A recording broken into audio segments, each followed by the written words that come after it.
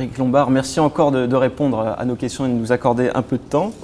Alors pour commencer, tout d'abord, peut-être un mot à propos au sujet de Claude Tandil.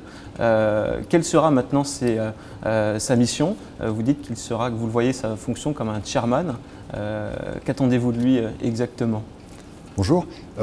D'abord, Claude a construit cette maison. C'est lui qui a fait de Generali une entreprise unifiée, solide, qui est riche d'équipes qui sont remarquables, de réseaux qui sont très, très puissants. Donc, puisque vous me parlez de Claude, je crois qu'il faut commencer par là. Alors, Claude va être concrètement président de Generali. Moi, je suis directeur général. Et donc, c'est évidemment un rôle actif. Il ne s'agit pas seulement de présider le conseil d'administration, il s'agit aussi d'être présent sur les grandes orientations.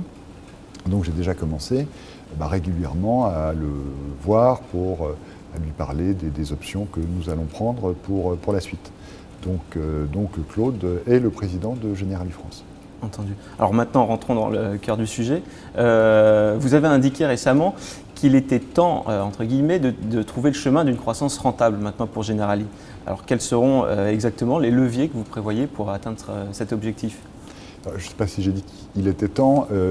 Ce que je dis, c'est que dans cette entreprise qui est forte et qui est solide, les prochaines années, nous allons travailler avec les équipes de façon à trouver un projet. En fait, on s'inscrit dans une vision longue. Donc, on va avec les équipes définir la vision de ce que nous voulons être d'ici 10 ans. Et cette vision, elle est centrée sur le client. Nous voulons servir nos clients, nous voulons offrir à nos clients toute une gamme de protections d'assurance, en épargne et en assurance prévoyance et en assurance de risque. Et naturellement, ce chemin que nous allons emprunter va être un chemin de croissance rentable. Il faut se souvenir qu'on est en train non pas de sortir d'une période de crise, puisqu'en fait c'est une mutation, mais qu'il y a eu des années très difficiles sur le marché financier et sur le marché, qui a naturellement rendu les choses un petit peu plus compliquées pour la plupart des maisons d'assurance. Generali vient de publier ses résultats troisième trimestre qui sont très bons en termes d'opérationnel. Quels sont-ils pour la France? Quelle est aujourd'hui la situation pour la France? Alors, les résultats de la France sont tout à fait bons. Et c'est bien parce que ces résultats sont bons qu'on va pouvoir, sur cette base forte, construire un projet pour l'avenir qui va être un projet dynamique. Oui.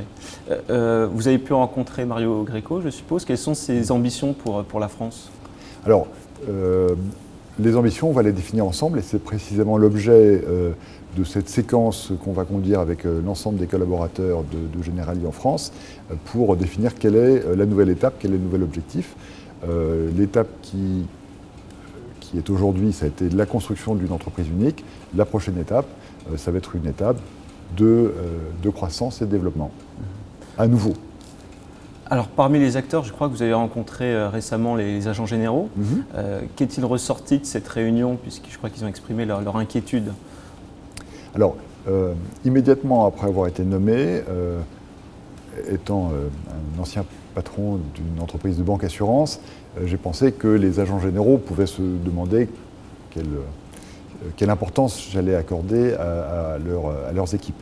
Donc j'ai voulu commencer, avant même que mon mandat ne commence, par un coup de fil à Bernard Janot, le président du syndicat Triangle, pour lui dire que je connaissais bien les réseaux d'agents généraux, que je connais bien, je comprends bien leur importance pour la compagnie, et que donc nous allons travailler ensemble.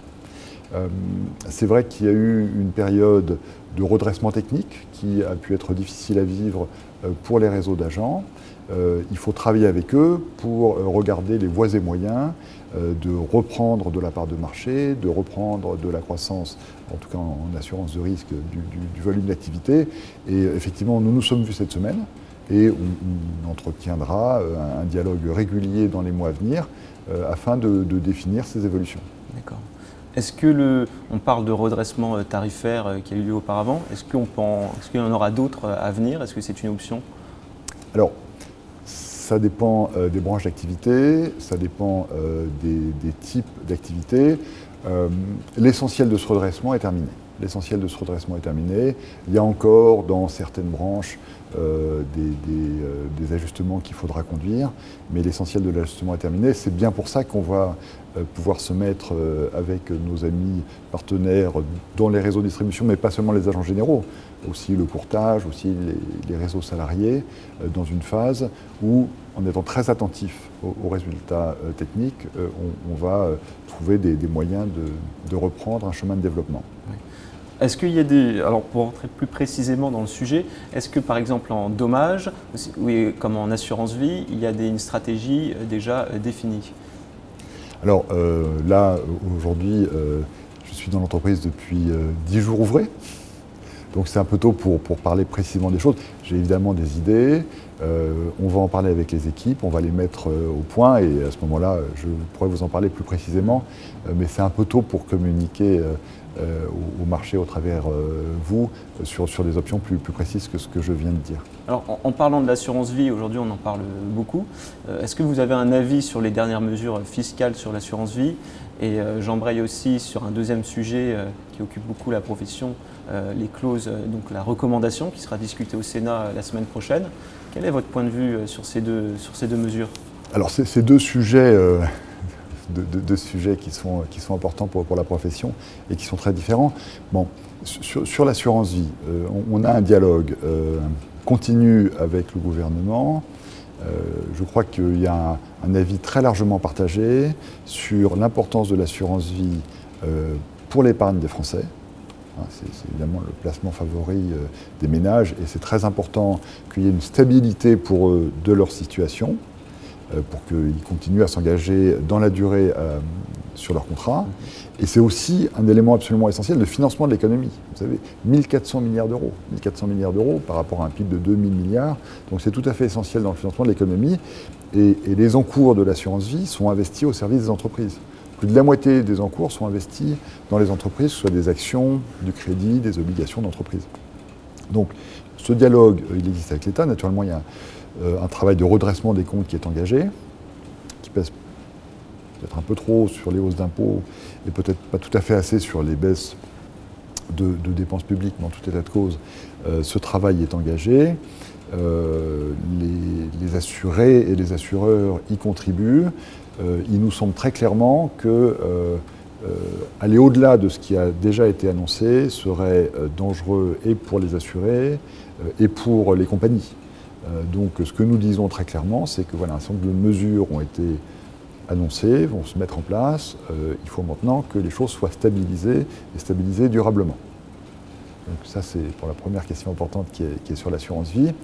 Alors la deuxième question sur ce qu'on appelle les clauses de désignation, c'est en matière d'assurance collective, en matière de prévoyance et de santé, cette idée que les branches professionnelles pourraient désigner telle ou telle compagnie ou telle institution de prévoyance. Ce qui est aujourd'hui au Parlement conduit à une différenciation fiscale suivant que les branches désignent une compagnie ou qu'il n'y ait pas de désignation. Il nous semble que c'est un biais concurrentiel, disons, un peu surprenant. Et il nous semble que revenir à ce que le Conseil constitutionnel avait décidé sur une liberté d'opération, une liberté encadrée naturellement par les règles, serait quelque chose de raisonnable. En tout état de cause, il y a en France une diversité d'acteurs, les institutions de prévoyance, les mutuelles 45, les assureurs, qu'ils soient mutualistes ou sociétés anonymes. Cette diversité est une richesse, mais il faut qu'elle puisse s'exercer à égalité de concurrence. Sinon, il y a des biais qui ne seront bénéficiaires ni pour l'économie, ni pour les assurés, et évidemment encore moins pour les compagnies. Alors, on parlait du financement de l'économie. Les assureurs aussi financent la dette de la France qui vient d'être notée, de perdre un cran par Standard & Poor's. Est-ce que c'est quelque chose qui peut inquiéter les assureurs ou ça reste encore solide? Alors, moi je suis convaincu et les assureurs sont convaincus que le risque France est un très bon risque. Prêter à l'État français, à l'économie française, c'est un très bon risque. Donc naturellement, nous allons continuer à financer non seulement les entreprises, mais à financer l'État. Dans le même temps, c'est clair que c'est une alerte et c'est une indication claire que les réformes engagées, je dirais, doivent se poursuivre vigoureusement, mais là, on s'éloigne du champ de l'assurance. Alors, pour revenir à Generali, vous quittez BNP Cardiff. Est-ce qu'au cours de toute votre longue carrière à BNP, vous avez on peut appeler ça, il y a une méthode Lombard? Est-ce qu'il y a une façon de gouverner, de diriger qui pourrait être appliquée aussi ici? S'il y a une méthode, c'est en tout cas pas une méthode qui porterait mon nom. Je pense que la bonne façon de diriger une entreprise, c'est un être collectif. Ce sont des gens, d'abord, qui travaillent pour des clients. C'est d'abord ça une entreprise. Et chez Generali, cette vision collégiale du travail, cette vision partenariale, cette attention portée aux clients chaque jour est quelque chose dans lequel je me retrouve tout à fait.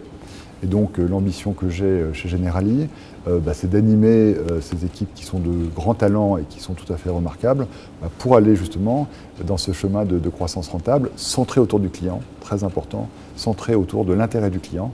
Et c'est ça que nous voulons continuer à construire sur la base de l'entreprise qui a été construite par Claude Tandil et ses équipes, qui est une très très belle entreprise.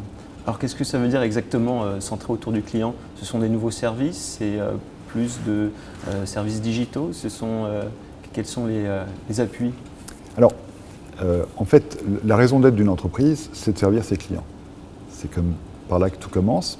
Et donc, de les écouter et de construire des offres qui répondent à leurs besoins. Donc, ça a été fait depuis de très nombreuses années.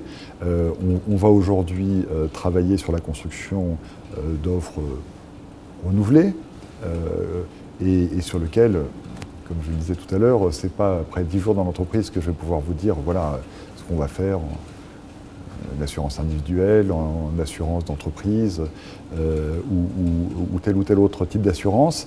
Ce que je peux dire, c'est que l'ensemble des clientèles couvertes par Generali vont faire l'objet d'une attention extrêmement forte et que Generali assure les personnes, les familles, les entreprises, les artisans. Et donc, toute cette diversité de clientèle, nous allons continuer à construire des offres qui sont adaptées à leurs demandes. Alors, avant de conclure, on a remarqué que vous étiez très présent sur les réseaux sociaux, Twitter notamment. Est-ce que c'est quelque chose que vous appréciez ou c'est aussi un changement de communication pour Generali? Alors, le monde nouveau, le monde du XXIe siècle, c'est un monde où les communications vont se faire beaucoup par des méthodes. La web TV que vous représentez, c'est quelque chose qui est assez nouveau dans l'univers de la communication, enfin quelques années déjà, mais quand même. Et les réseaux sociaux vont prendre une importance croissante. Donc moi, il me semble que si on veut entendre ce qui se passe dans le marché, quand on lit tous les tweets, on a un sentiment, une vision, une compréhension de ce qui se passe dans le marché qui est très, très fine, très intéressante et qui donne un angle complètement différent de ce qu'on peut avoir quand on lit les journaux ou quand on parle d'ailleurs avec des clients ou avec des partenaires. Entendu. Écoutez, merci beaucoup pour cet entretien. Merci à vous.